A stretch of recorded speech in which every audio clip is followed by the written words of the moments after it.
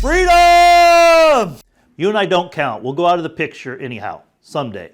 But chiropractic is a right principle and practice of human service. It must live in its purity for the posterity. Welcome back, and once again, I'm Chiropractor Howie.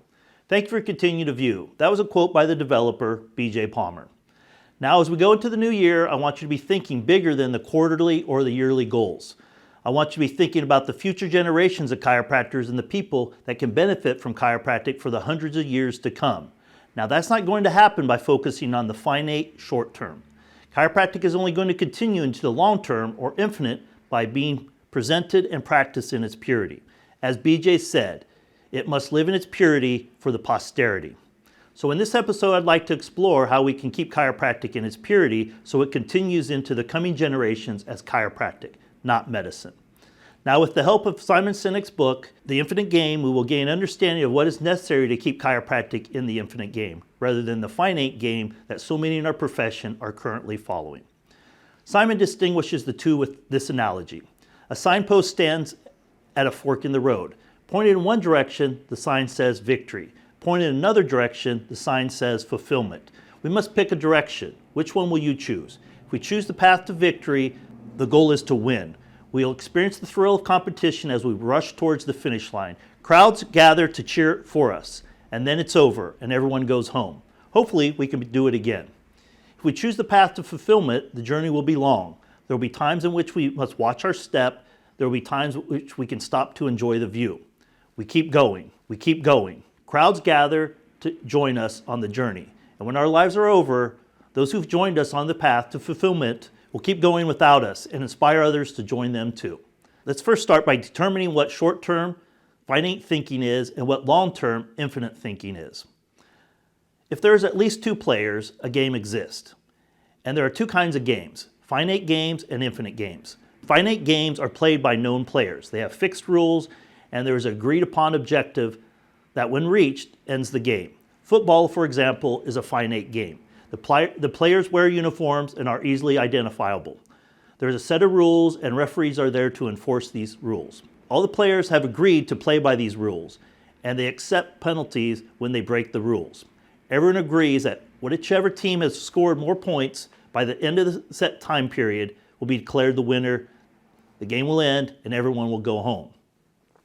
In finite games, there's always a beginning, a middle, and an end. Infinite games, in contrast, are played by known and unknown players. There are no exact or agreed upon rules, though there may be conventions or laws that govern how the players conduct themselves. Within those broad boundaries, the players can operate however they want. And if they choose to break with convention, they can. The manner in which each player chooses to play is entirely up to them, and they can change how they play the game at any time, for any reason. Infinite games have infinite horizons, and because there is no finish line, no practical end to the game, there is no such thing as winning an infinite game. In an infinite game, the primary objective is to keep playing, to perpetuate the game. For example, there's no such thing as coming in first in marriage or friendships. Though school may be infinite, there is no such thing as winning education. We can beat out another candidate for a job or promotion, but no one is ever crowned the winner of careers. Though nations may compete on a global scale with other nations for land, influence, or economic advantage, there's no such thing as winning global politics. No matter how successful we are in life, when we die, none of us will be declared the winner of life. And there is certainly no such thing as winning business. All these things are journeys, not events. We as chiropractors know that the medical model is not a sustainable model, mainly because its approach to problem solving is outside in rather than inside out. Another reason the medical model is not sustainable is because it's based on fear. No one is taking a medication without fear being in the background. Fear motivates for a time, but is not sustainable.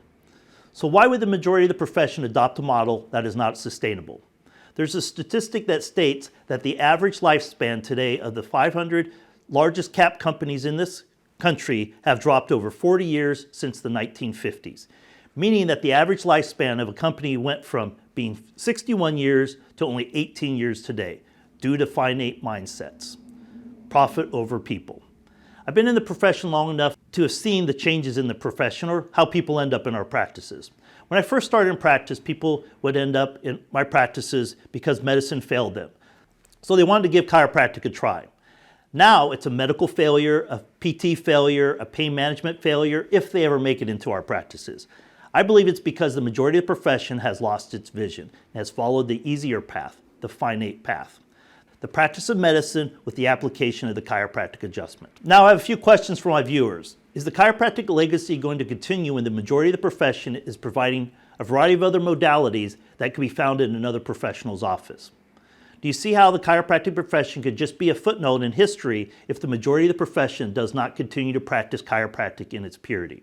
Do you see how that would be a great loss to all of humanity? Do you think there will be a time when we are not allowed to check and adjust children in this country because the vast majority of the profession is treating musculoskeletal conditions with their diagnosis codes and procedures? Children do not typically have musculoskeletal conditions, therefore we will lose the rights to check and adjust children, just as many other countries have already done. Shouldn't we be ethical as chiropractors? Wouldn't it be unethical for us to serve people and their families differently than we do our own families on a weekly basis for life? And one last question by the developer. Is a man dead if his ideals live? Sure, I know this all sounds great, but how do we apply the infinite mindset into practice? Simon says, bowing to the pressure of the finite players around us is the easy and expedient choice. This is why it takes courage to adopt an infinite mindset. So how do we find the courage to change our mindset? We can wait for a life-altering experience that shakes us to our core and challenges the way we see the world, or we can find a just cause that inspires us and then surround ourselves with others with whom we share the common cause. People we trust and who trust us. And most importantly, remind ourselves that we are more committed to the cause than to any particular path or strategy we happen to be following right now. So what is a just cause?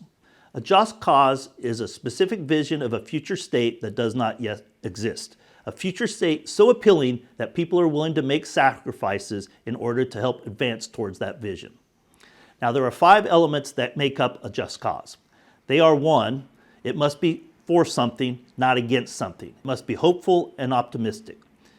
2, it must be inclusive, open to all those who would like to contribute. And 3, it must be a service-oriented, for the primary benefit of others. And 4, it must be resilient, able to endure political, technological, and cultural change. And finally, number 5, it must be idealistic. It needs to be inspiring, bold, and ultimately unachievable. Although I feel that what chiropractic has to offer is achievable. Vision is something we can see, and I can see it. Can you? If you can't, how are the people in your community going to see it? As another quote by the developer states, where there is chiropractic vision, all people prosper. Where there is no chiropractic vision, our people perish. Simon goes on to say that the following 3 pillars seem to be essential in the infinite game of business. Number 1, it needs to advance a purpose. It needs to offer people a sense of belonging and a feeling that their lives and their work have value beyond the physical work. Number 2, it needs to protect people. We need to operate our companies in a way that protects the people who work for us, the people who buy from us, and the environments in which we live and work. Number 3, it needs to generate profit. Money is fuel for businesses to remain viable so that it can continue to advance the first 2 priorities. In the afterword, Simon goes on to finish with this. Our lives are finite, but life is infinite. We are the finite players in the infinite game of life. We come and we go. We are born and we die. And life still continues with or without us. There are other players. Some of them are our rivals. We enjoy wins and suffer losses. But we can always keep playing tomorrow until we run out of the ability to stay in the game. And no matter how much money we make, no matter how much power we accumulate, no matter how many promotions we are given, none of us will ever be declared the winner of life. In any game, we have 2 choices. Though we do not get to choose the rules of the game, we do get to choose if we want to play. And we get to choose how we want to play. The game of life is a little different, however. In this game, we only get one choice. Once we are born, we are players. The only choice we get is if we want to play with an infinite mindset or a finite mindset. If we choose to live our lives with a finite mindset, it means we make our primary purpose to get rich and promoted faster than others, To live our lives with an infinite mindset means that we are driven to advance a cause bigger than ourselves. We see those who share our vision as partners in the cause, and we work to build trusting relationships with them so that we may advance the common good together. We are grateful for the success that we enjoy, and as we advance, we work to help others around us rise. To live our lives with an infinite mindset is to live a life of service. To serve is good for the game. As the quote by BJ that I started the episode off with stated, chiropractic is a right principle and practice of human service. We only get one choice in this game of life. Which will you choose? I know when it comes to practice, you have a choice. I want you to consider if you changed your mindset to an infinite one this year. How would that change your practice? Not just this coming year, but for all the years to come, to create a sustainable practice for your community and be the example to the profession. It's possible just by changing to an infinite mindset. My dad used to think I was crazy trying to create the practice that I've created when I first started. It may have taken a little longer than I had planned, but I wouldn't trade it for anything. And that's what I want for you all. As our developer said, to invent tomorrow requires vision today. With BJ's understanding of chiropractic and Reggie Gold's application, I believe that vision is possible. And I've seen it happen in my own practice.